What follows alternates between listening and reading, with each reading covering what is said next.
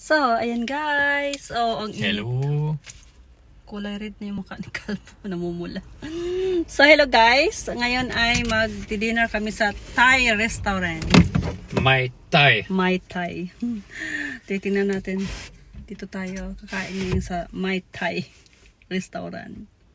So, ayan. Ang init ngayon. Ilang degrees ngayon? 30 degrees ngayon dito sa Germany.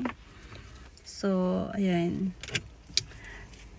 After ng trabaho namin kahit na Sunday, may pasok ako kaya ngayon dito na lang kami magdi-dinner guys.